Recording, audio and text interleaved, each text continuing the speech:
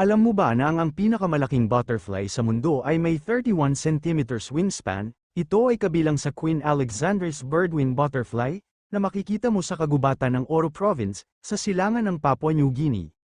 10 random facts at hindi ka makakapaniwala sa huli. Mas naaalala mo ang mga panaginip kapag pangit ang iyong tulog. Iminumungkahi ng pananaliksik na kung makatulog ka ng masama at gumising ng maraming beses sa buong gabi ay mas malamang na maalala mo ang nilalaman ng anumang mga panaginip mo.